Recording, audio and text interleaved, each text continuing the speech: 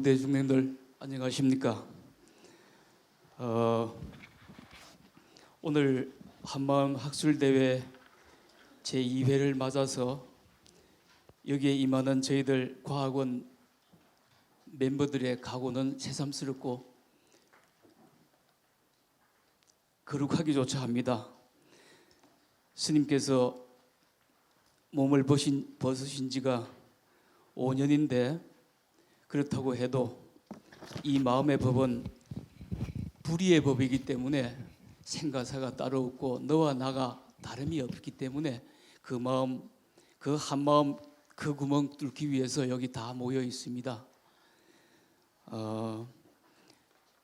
큰 스님의 법문 가운데 이런 게 있었습니다. 이 한마음 공부는 머리로 하는 학문의 공부가 아니다. 학문의 공부라면 저기 저 계시는 박사님들이 더 잘 하겠지요. 그렇다면 왜 스님들이 20년, 30년, 40년 동안 앉아 있겠습니까? 이 말씀하신 경책이 지금도 귀에 생생합니다. 우리 오늘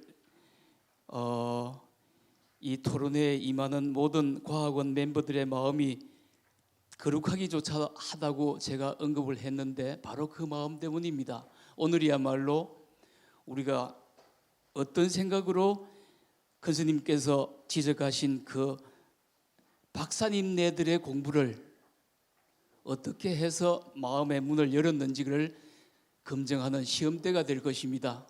여러분들 잘 봐주시고 날카로운 질문도 해주시고 아낌없는 격려도 해주시기 바랍니다. 진행하는 방법에 대해서 잠깐만 소개를 올리겠습니다. 발표는 20분간 합니다. 근데 전체의 진행을 위해서 5분 전에 이 종을 한 번씩 치겠습니다. 그러니까 발표자께서는 전체 순조로운 진행을 위해서 종소리를 듣고서는 이내 마감을 하실 준비를 하시는 게 좋습니다. 첫 번째 세션을 열겠습니다. 첫 번째 세션은 플라톤의 교육관에 비추어 본 한마음 교육의 원리라는 제목으로 김영래 박사께서 발표를 하십니다. 김 박사는 독일 마인츠 대학교에서 교육 철학을 전공하고 철학 박사 학위를 받은 뒤에 저희 한마음과학원의 연구원으로 계십니다.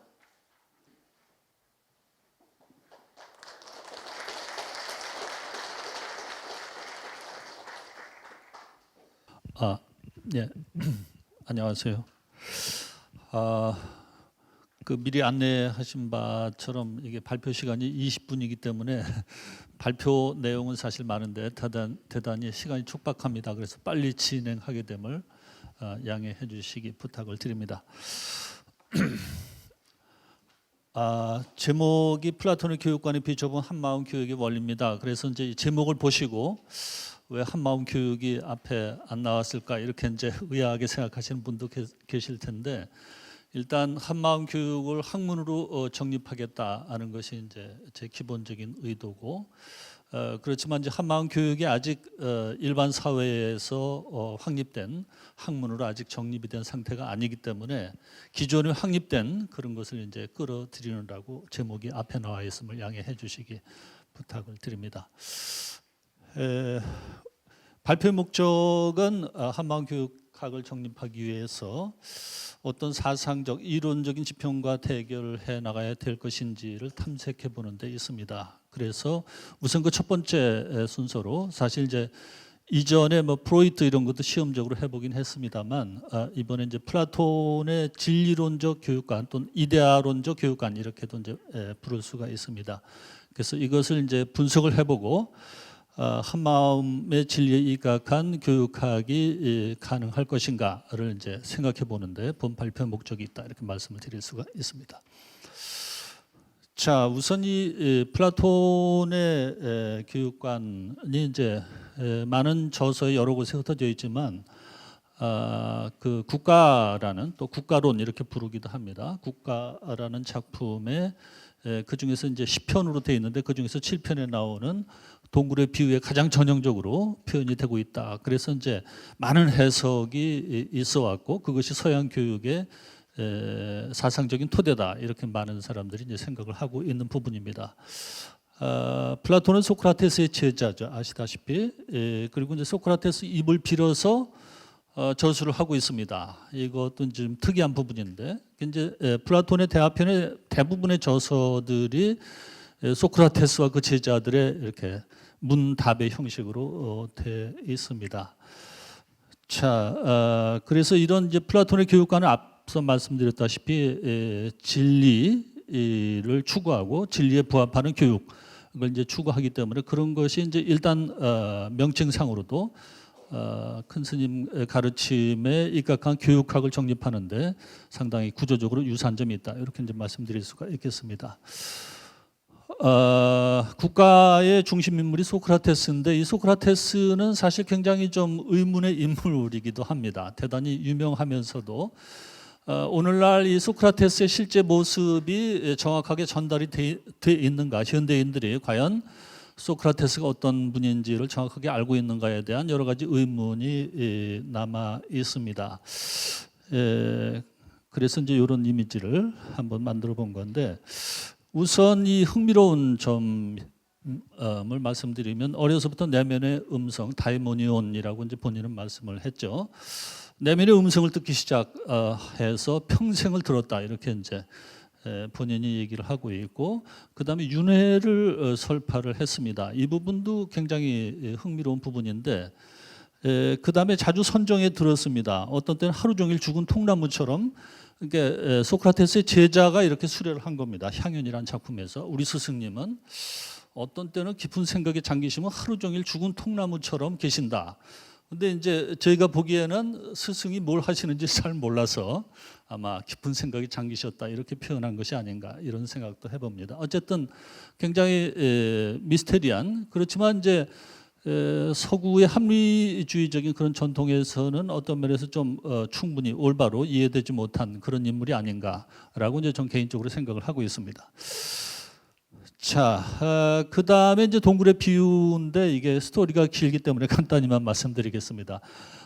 지금 그 책자에는 이제 요것을 이제 스토리로 이렇게 정리를 해놨는데 이게 빨리 전달을 해드리기 위해서 그림을 그렸는데 저 오른쪽 끝에 보면 이제 1번에 의자에 앉은 죄수들이 있습니다. 이분들이 이제 나면서부터 몸이 결박이 되어 있고 목도 고정이 되어 있어서 뒤를 돌아볼 수 없다 이렇게 되어 있고 그런데 그들 뒤에 이제 가교 다리죠가 있고 그 위에 이제 마차가 다니고 사람들이 지나다니고 맨 끝에 이제 거꾸로 있는 사람 이제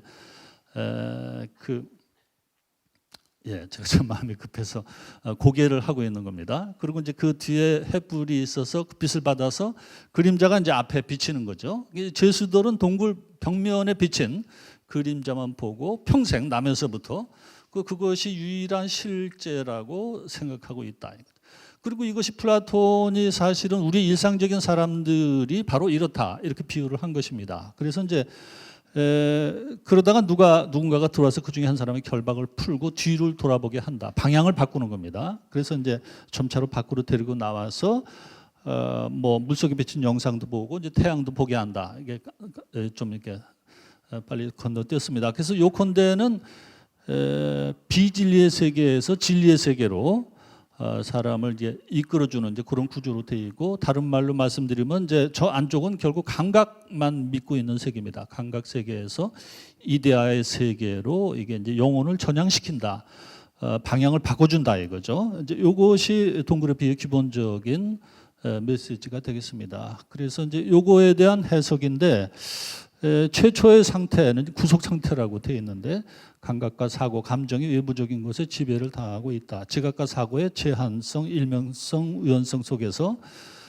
보고 듣고 느끼고 생각하면서 고정된 패턴이 생긴다. 결국 마음의 습관, 습이 생기는 거죠. 그대로만 세상을 보고 그와 다른 방법으로는 볼 수 없는 그런 상태이기 때문에 이걸 구속 상태다 이렇게 이제 표현을 했다는 겁니다. 그리고 특히 이제 파이돈에 보면 쾌락과 고통이 특히 영혼에 강하게 각인이 돼 있어서 그것이 사람들의 영혼을 자유롭게 하지 못한다 이렇게 표현을 하고 있습니다. 그 다음에 이제 밖에서 어떤 사람이 결국 지도자, 안내자, 교육자가 되는 셈인데 그분이 들어와서 구속을 풀어주고 진리의 영역으로 이끌어간다. 이게 이제 그리스어로는 이제 진리를 알레테이아라고 하고 교육은 이제 파이데이아라고 이제 합니다.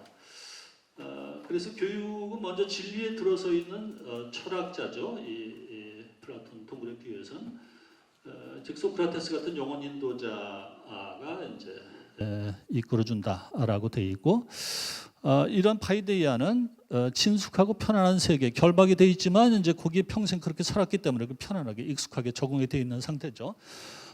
거기에서 벗어나는 것이기 때문에 처음에 이제 고통스럽고 불편하게 되고 그래서 이제 교육자의 강제가 필요하다 이렇게 되어 있습니다. 동굴의 비유에는.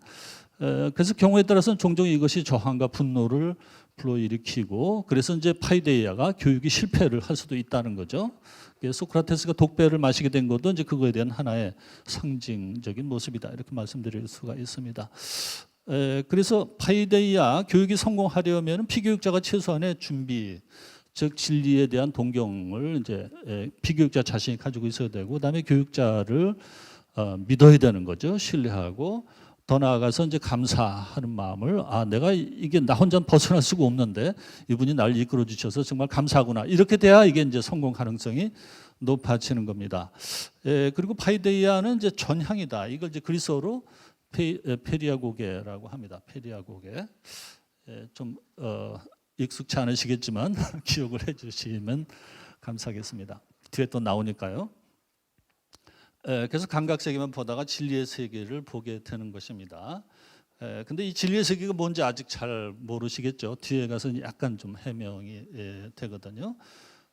그래서 이제 궁극적으로 태양을 본다 이렇게 되어 있는데 그것이 조음의 이데아 또는 선의 이데아 이렇게 부르는데 이제 이게 최고 이데아, 이데아 중에 이데아 이렇게 표현이 되고 있습니다. 그래서 이 조음의 이데아의 빛 속에서 존재하는 것들의 본질적인 모습, 보편적인 원리들 이런 게 이제 이데아입니다. 이게 일차적인 의미입니다. 이런 것을 이제 보게 되는 거죠. 그다음에 세 번째는 이제 이게 이제 진리를 이미 이제 알았습니다. 알고 나서 그다음에 자신의 본래적인 존재를 회복하고 본래적인 삶을 이제 살 수 있게 되는데 이전에 자기의 동료들이 아직 어둠 속에 비진리 세계 속에 살고 있는 생각이 나가지고 그리로 다시 돌아가서 그 사람들 한 사람씩 데리고 나오는 이런 식으로 이제 돼 있습니다. 이것이 이제 동굴의 비유에 대한 간단한 설명이 되겠습니다.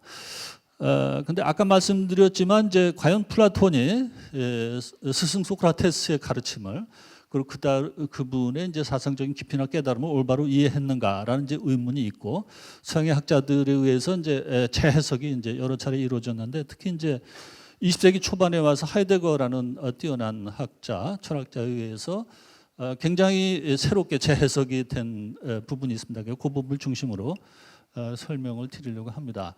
기본적으로 플라톤의 교육은 진리에 부합되는 삶을 살 수 있도록 사람을 이끌어주는 지도와 안내 이렇게 이제 정의를 할 수가 있겠습니다.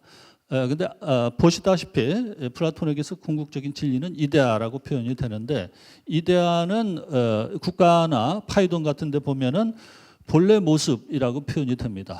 과연 본래 모습이 무엇일까라는 생각이 드는데 이 본래 모습이 감각으로 볼 수 없고 혼의 능력인 지성, 누스죠. 누스로만 볼 수 있는 변치 않는 고정된 모습이다. 이렇게 이제 플라톤의 용어로 표현이 되고 있습니다. 그래서 이것을 조금 더 설명을 이게 저기 애니메이션인데 이게 이렇게 돼 있군요. 글씨가 가려져서 예를 들어서 아름다움의 이데아를 이제 우리가 예를 들어보면 보편적이고 영원한 아름다움 자체다. 이런 것은 어떻게 보면 이제 우리가 뭐 야생화 지나가다가 예기치 않게 보고 참 예쁘다 이렇게 이제 느낄 수도 있고 박물관 같은 데 가서 이제 고려 청자를 보고 참 아름답다 이렇게 이제 느낄 수도 있지 않습니까? 근데 요거 자체는 언뜻 보기에 공통점이 없는 것 같지만 둘 다 이제 아름답다 이렇게 이제 우리가 느끼고 판단을 한단 말이에요. 그렇다면은 모든 각각 다른 그런 여러 가지 아름다운 현상을 보고 우리가 아름답다고 느낄 수 있는 어떤 영원한 원형 같은 것이 우리 안에 있지 않겠는가라는 것입니다. 이제 이것이 플라톤의 이데아를 이해할 수 있는 가장 이제 쉬운 비유라고 말씀을 드릴 수가 있겠습니다. 그 다음에 이제 하이데거가 이것을 이제 재해석을 하면서 하이데거가 이제 뭐 존재와 존재자를 구별하는 이게 이제 도대체 사람들이 이해를 못 해가지고 굉장히 머리 아파하기도 하고 뭐 이해하려고 애쓰다가 이제 분노를 하기도 하고 이렇게 이제 했던 건데 이 플라톤의 이데아는 하이데거가 보기엔 존재가 아닌 존재자다 이렇게 이제 얘기를 했는데요. 그렇다면 존재자와 존재는 무엇이냐고 간단하게 말씀을 드려야 될 것 같습니다. 우선 존재자는 우리가 보통 뭐가 있다라고 생각하는 것이 다 존재자입니다. 이렇게 생각하시면 됩니다. 그러니까 빛의 매개를 통해서 시각적으로 파악된 눈앞의 존재다. 독일 말로 이제 포한덴 자인 이렇게 이제 부르는데, 그리고 눈앞에 보이면서 언어 논리에 의해서 인식된 무엇이다. 그렇지만 그 본래 그 자체가 무엇인지는 우리가 정확하게 모르고 있다는 거죠. 그래서 우리가 실체를 알 수 없을 때 수학 같은 데서도 X라고 하잖아요. X. 이 무엇에 대한 본과 인식은 무엇 자체와 같은 것이 아니다. 우리가 보고 인식하는 것이 실제 그 자체와 같은 것이라고 우리 일상적으로 생각하고 있지만 그렇지 않다 이거죠. 이런 건 이제 우리 한번 공부하시는 분들 아마 잘 이해를 하시리라 생각이 들고요. 그래서 본과 인식에 온전히 담을 수 없는 무엇이 이제 존재입니다. 이것이 하이데거가 말하는. 근데 이 존재는 우리가 보지도 못하고 보는 것으로도 파악이 안 되고 이게 개념적으로 인식하는 것으로도 포착이 안 되기 때문에 그걸 무엇이라고 할 수가 없는 겁니다. 이 사람이 이제 젊은 시절에 존재와 시간을 쓸 당시 하이데거죠. 고대 그리스어에서 진리를 의미하는 앞에 이제 소개가 됐지만 알레테이아의 본래 의미는 탈은폐, 즉 은폐에서 벗어나 있는 그대로 드러나 있는 것이다. 이런 의미입니다. 그래서 그대로 드러나 있는 이 진리는 인간적인 파악의 방식인 본과 인식에 담기지 않으므로 감춰져 있다. 그래서 이제 그것이 이제 은폐된 것이 드러나야 그게 이제 진리가 되고 그것이 이제 존재인 거죠.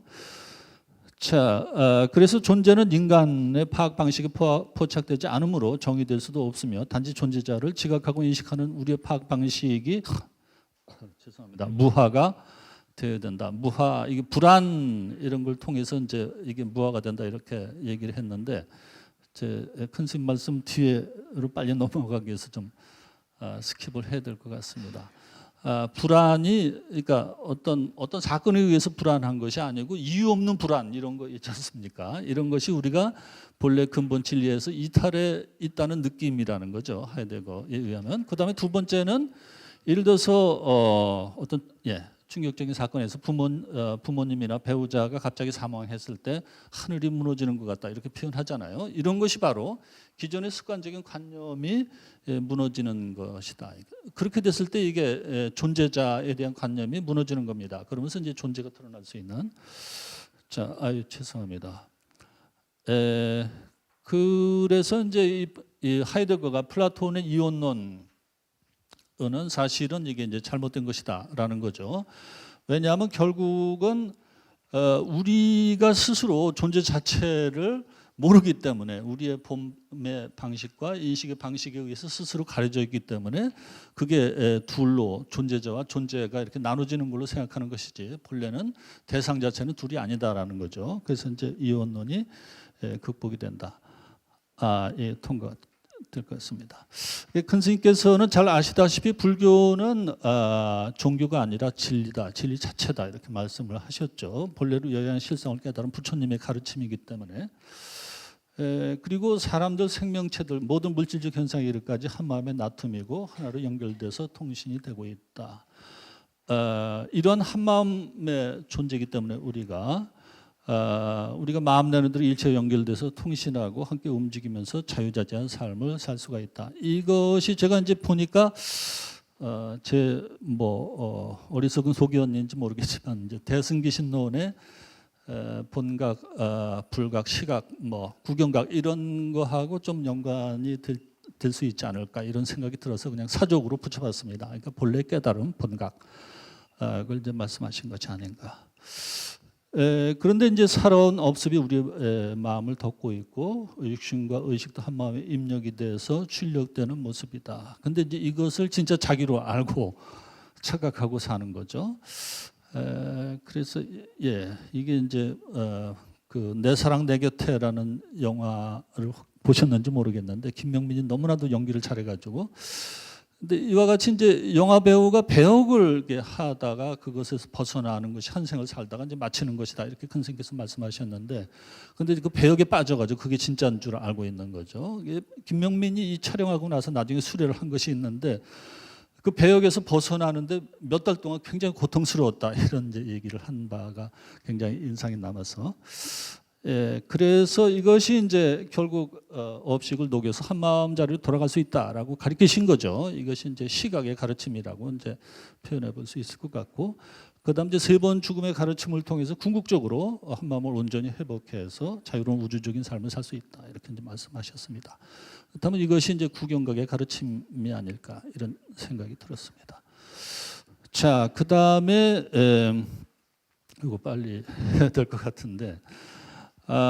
그래서 이제 양 담론을 이렇게 조금 부분적으로 비교를 하는 그런 시도인데 우리가 무명에서 벗어나 한 마음을 회복해서 자유자재한 삶을 살 수 있는 이제 그런 한 마음의 교육이 필요하다라는 것이고 그리고 한 마음 교육에서도 교육자는 여전히 중요하다. 그렇지만 이제 이 제자의 어떤 자발성, 신심 이런 것도 중요하다. 줄탁 동시에 이렇게 성가에서 표현을 해왔죠. 근데 이제 파이데이아 플라톤에서는 피교육자가 상당히 수동적인 모습으로 그려져 있다는 것을 이제 언급을 했고요. 그 다음에 한마음 교육도 전향으로 표현할 수 있다. 고대 그리스에서 페리아고게 이렇게 이제 얘기하는 걸 보실 수가 있을 텐데, 요컨대 이제 외부적인 것에 대한 감각적인 욕망을 추구하던 삶에서 한 마음으로 나아가는 삶으로 전향이다, 방향을 바꾼다 이렇게 표현할 수가 있겠다는 말씀이고요. 그 다음에 이게 파이데이아가 실패할 수 있다 이런 얘기가 나오거든요. 한마음 교육에 있어서도 이게 이제 가르침을 믿고 따르지만 이게 이제 관습과 욕망 이것이 너무 강해서 아집, 집착 이런 것이 강해서 뭐 이렇게 포기하는 그런 경우도 있지 않나 싶습니다. 그 다음에 이제 한마음 교육의 첫 번째 결실은 부자 상봉, 뭐 잠재의식과 현재의식의 합일 이렇게 이제 표현도 하셨는데 결국 청정한 한마음이 드러나는 이제 그런 사건을 말씀을 드릴 수가 있고, 그리고 이제 이런 어떤 과정을 확실한 그런 방법을 이제 일러놓으셨죠. 우리가 보통 주인공 간법이라고 알고 실천하는 이제 그런 도리를 말씀하셨는데 플라톤의 동굴에 비유해서는 어떻게 하면 이데아 세계로 갈 수 있는지 구체적인 어떤 과정이나 방법 이런 것을 잘 알려놓지 못했습니다. 한마음 교육의 목적은 한마음을 온전히 회복한 대자유인이 되는 것이다. 이렇게 아주 줄이고 줄여서 말씀을 드려볼 수 있는데 이런 것이 하이데거나 플라톤에서는 이런 정도까지는 찾아볼 수가 없었다. 플라톤은 이제 이데아가 결국 궁극인데 이데아는 어떤 이상적인 관념이라고 말할 수밖에 없을 것 같습니다. 그래서 이상적인 관념을 세워서 그것이 규범이 되고 질서가 되고 하이데거는 이제 존재를 얘기를 했지만 존재에 귀의하면서 존재의 부름에 응답해야 한다. 상당히 수동적인 그런 이제 모습으로 그려지고 있습니다.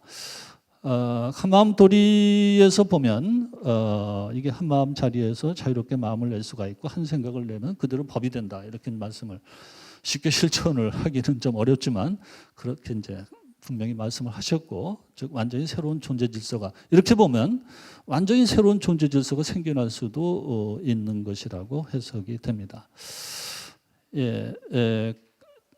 그래서 시간이 좀 초과가 됐는데 끝으로는 이제 아까도 말씀드렸지만 이것을 이제 학문으로 한번 정립을 해보고자 하는 야심을 저희가 가지고 있기 때문에 그렇게 하기 위해서는 결국 한 마음의 진리는 이제 결국 말로 할 수 없는 진리.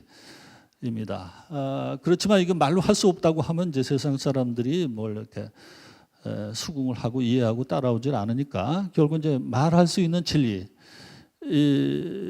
이게 같이 가야 된다. 즉 말할 수 있는 진리의 근거로서 말할 수 없는 진리가 있다. 이렇게 가야 되는데 이런 구조가 서양 철학에 이미 있습니다. 그래서 이제 칸트의 그 철학을 이제 초월 철학이라고 하는데, 우리가 이제 경험을 할 수 있는 것은 경험의 근거로서 우리가 그 자체를 경험할 수 없지만 카테고리가 있다. 뭐 이제 이런 것이 있습니다. 예, 제가 시간을 좀 처음부터 넘긴 것 같아서 널리 용서해 주시기 부탁드립니다. 감사합니다. 시간의 제한 때문에 아주 화려한 발표를 다 듣지 못하고 진행하게 됨을 용서하십시오. 김 교수님 시작하시죠. 네, 안녕하십니까. 동국대학교에 재직하고 있는 김혜수입니다. 오늘 이 자리에 이렇게 함께 해주신 모든 분들께 감사드립니다. 저는 지난해에 이어서 올해도 김영래 박사님의 그 토론문을 맡게 되는 그런 영광을 누리게 있습니다. 지난해에는 그 프로이트의 정신분석학과 대행 선사의 가르침을 가지고 비교 분석을 하셨고, 그것이 이제 우리 저명 학술지에 실리는 그러한 굉장히 아주 좋은 평가를 받았다라고 알고 있습니다. 이번 이 발표문도 다시 잘 완성해서 아주 우리 대행 선사의 그 가르침이 좀 더 학술화, 보편화되는 데 큰 기여를 해주기를 부탁드리겠습니다. 이 발표문은 서구 교육의 철학의 그 원형이 되는 그런 플라톤의 이데아 개념이죠. 그것을 이제 비판함으로써 서구 교육의 문제점을 노출시키고 그 대응 담론이 될 수 있는 그런 한마음 원리에 바탕을 둔 한마음 교육을 제시하고자 하는 그러한 아주 혁신적인 논문이라고 저는 생각을 합니다. 이 플라톤이 문제가 되는 것이 결국 이제 선생님께서 보실 때는 그 이론론이죠. 이데아의 세계와 대상과는 완전히 분리가 되어 있기 때문에 어떻게 보면 그 이원론적인 그런 생각을 하고 있고, 당연히 그럼으로써 여기 지금 교육 많은 이행에 대한 과정에 대해 굉장히 상세하게 설명을 하고 있음에도 불구하고 우리가 그 실제기에 어떻게 접근할 수 있는가에 대한 방법이 제시되어 있지 않다라고 이제 보고 계십니다. 이 플라톤을 비판한 하이데거는 어떻게 보면은 대상과 그 다음에 우리 진리의 실제계가 사실은 하나라고 보는 그런 이론론적인 입장이고, 그럼으로써 어떤 그 이데아의 세계에 어떻게 보면 실제계에 도달할 수 있는 방법을 제시한 걸로 그렇게 이제 얘기를 하고 계십니다. 이 하이데거의 개념은 존재의 근본을 불성으로 보고 개체를 불성의 현현으로 보는 불교와 같은 사상이 아닌가 저는 그렇게 파악을 하고 있는데요. 대행 스님께서는 현상 세계와 우리의 일상생활 자체가 진리가 아님이 없다라고 하시면서 진리와 대상은 둘이 아닌 하나임을 강조를 하셨습니다. 이렇게 존재의 실상을 이원론으로 보는가 아니면 이론론으로 보는가 하는 문제는 어떤 교육학적인 방법에서 굉장히 중요한 그러한 갈래가 된다고 봅니다. 본 논문에서는 이원론에 바탕을 둔 플라톤이 하이데야가 구체적인 교육적 방법이 없다라고 비판을 하셨고, 하이데거가 방법이 있다라고 하면서도 굉장히 그 존재에 기이하면서 존재의 부름에 응답한다라는 굉장히 기독교적인 그러한 수동성을 제시를 했다는 게 굉장히 큰 문제가 아닌가 이렇게 보시는 거죠. 반면에 한마음 교육은 우리가 본래 한마음의 존재라는 이론론을 바탕으로 한마음에 대한 믿음을 바탕으로 일제 현상을 맡겨놓고 지켜보고 그러면 한마음이 발현될 수 있다라는 그러한 주인공 관법을 제시했다라고 주장을 하십니다. 제가 본 중에서 굉장히 인상적인 부분은 하이데거가 굉장히 수동적인 거에 비해서 이 주인공 관법이라는 것은 마음을 낸다라는 그러한 굉장히 우리 주체적인 적극적인 개입을 한다라는 것이 큰 특성이 아닌가 이런 생각을 합니다.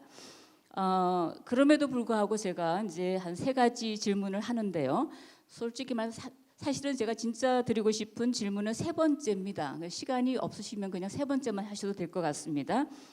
결국에는 이 혁신적인 방법을 제시를 하셨지만 우리가 어떠한 대응 담론이 되기 위해서는 그 굉장히 탄탄한 이론과 과학적인 증거라든지 담론의 그 구체화가 필요한데 과연 이 믿고 맡기고 지켜본다는 이 주인공 관법이 서구 교육의 대응 담론이 될 수 있는지에 대한 솔직한 말씀을 듣고 싶고요.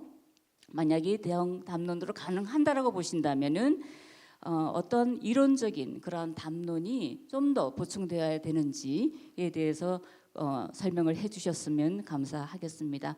첫 번째, 두 번째 방법은 사실은 그 서구 교육 철학에 대한 그러한 어떠한 그 정리를 하는 부분이기 때문에 시간이 여유하시다면은 과연 플라톤의 동굴 이론이 어떤 식으로 그 서구의 그 교육 사회에 작용을 해 왔는지 그런 거에 대해서 한번 말씀해 주시기를 부탁드리겠습니다. 네, 고맙습니다. 예, 수고하셨습니다. 여기에 그 대응 담론이 어떤 게 더 구체적으로 깊어져야 된다는 요구를 하시는데 여기에 대한 답을 듣겠습니다.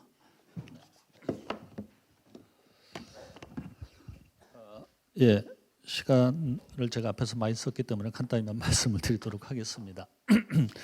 우선 첫 번째는 이게 서구 교육의 원형이라고 이제 제가 말씀을 드렸는데 그것이 실제로 그러면 어떻게 구체화돼서 나타났는가라고 이제 물으신 걸로 이해가 됩니다. 그러니까 플라톤의 교육관은 요컨대 이상주의 교육관이라고 부르고요.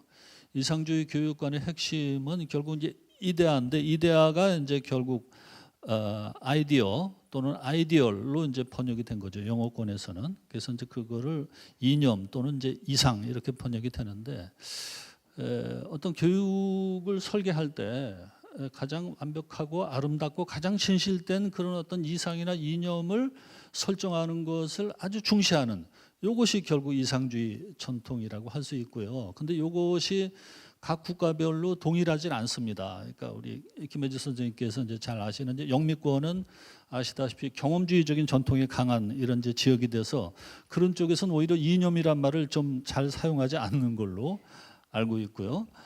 그렇지만 이제 대륙의 합리론 계통에서는 이게 이념이 여전히 중시가 되고 있고, 사실 우리 교육학계에서도 이제 뭐 1960년대, 70년대까지도 교육 이념 이런 것이 이제 무슨 자주 이렇게 등장을 했거든요. 근데 이제 현대 와가지고 교육과정 총론 같은 데서도 교육 이념 같은 것이 이제 잘 드러나지 않고 이렇게 하고 있는 것은 그런 데 대한 어떤 관심이 적어지고 어떻게 보면 이제 경험주의적인 과학주의적인 그런 인식이 더 이제 많이 대두가 되는 것이 아닌가 이렇게 이제 생각이 들고 하여튼 정리해서 말씀드리면 교육에 대한 궁극적인 가장 이상적이고 완전한 어떤 이념 이런 것을 설정하는 것이 중요하다라고 생각하는 것이 이상주의다라고 이제 말씀을 드릴 수가 있고.